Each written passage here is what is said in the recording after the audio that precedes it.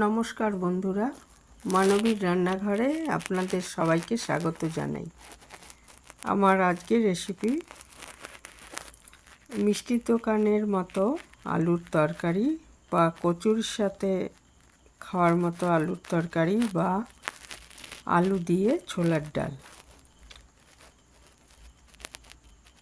তো কচুরির সাথে এই ধরনের তরকারি খেতে খুব ভালো লাগে।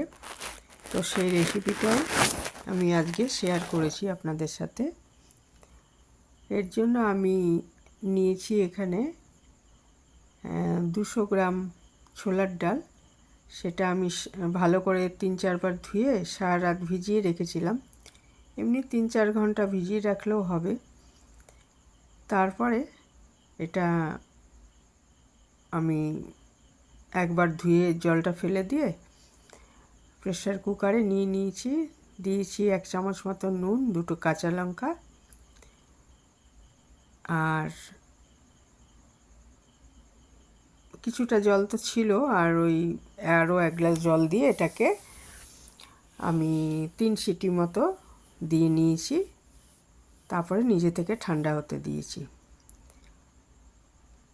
আর এখানে কড়াইতে আমি একটা মশলা করে নিচ্ছি।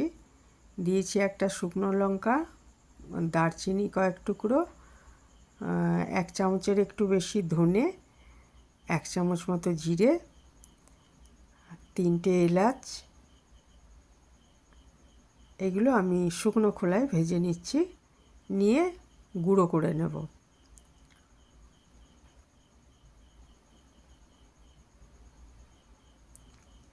এটা ভাজা মশলার গন্ধ, একটা সুন্দর গন্ধ ছেড়ে যাবে যখন, তখন এটা বুঝতে হবে যে হয়ে গেছে। তখন এটা আমি বন্ধ করে ঠান্ডা করে নিয়ে তারপরে গুঁড়ো করে নিয়েছি মশলাটা। আর এদিকে আমি 2টো আলুটা পরিমাণে আর একটু বেশিও দিতে পারেন।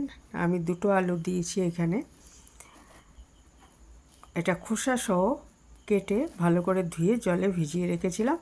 আর ওই যে শুকনো মশলাটা আমি শিলে গুঁড়ো করে রেখেছি। আর এদিকে একটা কড়াইতে আমি 2 চামচ সর্ষের তেল নিয়ে নিয়েছি। এটা সাদা তেলেও করা যাবে তরকারিটা।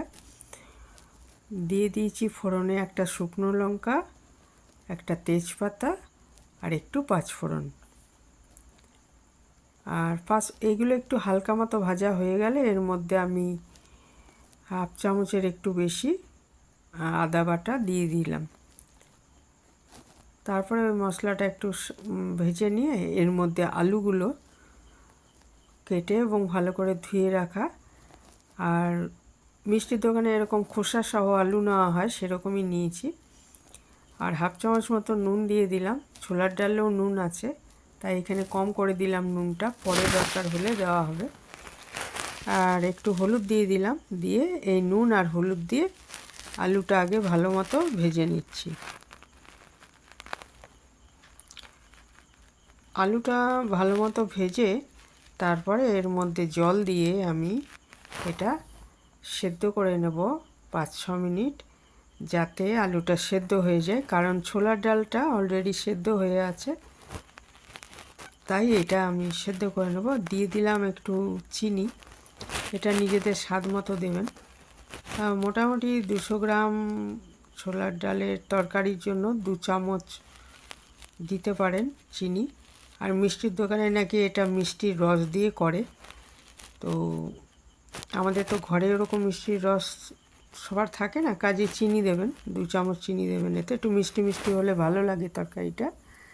এরপরে এর মধ্যে আমি ভাজা মশলা কিছুটা দিয়ে দিলাম, 1.5 চামচ মতো নিয়ে এর মধ্যে দিয়ে দিলাম। আর বাকিটা পরে ছোলার ডালটা মেশানোর পর দেব। মশলাটা দিয়ে এরপরে এখানে ওই ভাজা মশলাটার মধ্যে শুকনো লঙ্কা আছে, তাই আমি লাল লঙ্কার গুঁড়োটা দিলাম না, ইচ্ছে করলে দিতে পারেন। আবার কাঁচা লঙ্কাও দেওয়া আছে, কাজেই আমি এমনি দিইনি, কিন্তু এই সময় একটু লাল লঙ্কার গুঁড়ো দিতে পারেন। আর দিয়ে দিলাম দেখুন হিং, কি 1/2 চামচের একটু বেশি হিং দিয়ে দিয়েছি। কারণ হিং না দিলে এই তরকারিটা ঠিকমতো ভালো মতো স্বাদটা আসবে না। যেরকম স্বাদ দোকানে আসে কচুরির সঙ্গে যে তরকারিটা দেয়, সেরকম স্বাদটা আসবে না, ওই জন্য হিংটা দেবেন অবশ্যই। তারপরে এর মধ্যে আমি, আলুটা তো সেদ্ধ হয়ে গেছে, এর মধ্যে সেদ্ধ করে রাখা ছোলার ডালটা দিয়ে দিলাম। এখানে প্রয়োজন হলে আরেকটু জল দিয়ে দিতে পারেন।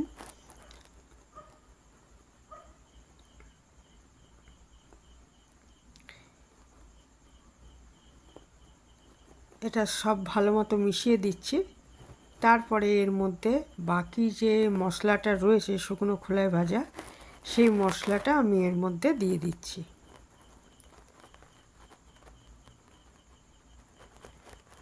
বাকি মশলাটা দিয়ে দিলাম, মানে ওই যে জিরে, ধনে, শুকনো লঙ্কা, এলাচ, দারচিনি দিয়ে যে মশলাটা করে রেখেছিলাম, সেটা কিছুটা আলুর মধ্যে দিয়েছি আর কিছুটা এই ডালের মধ্যে দিয়ে দিলাম। ভালো করে ঢেকে নিয়ে আমি, সব কিন্তু সেদ্ধই রয়েছে, কাজেই 2-3 মিনিট ঢাকা দিয়ে ফুটিয়ে নেব, তাহলে আমার তরকারিটা তৈরি হয়ে যাবে। আর সাথে যে কোনো কচুরি খুব ভালো লাগবে খেতে, মটরশুঁটির কচুরি হোক বা এমনি কচুরি হোক বা রাধাবল্লভী হোক, সবই খুব ভালো লাগবে খেতে। তো এই ছিল আমার আজকের রেসিপি। তো এখানেই শেষ করলাম। ভালো থাকবেন সবাই।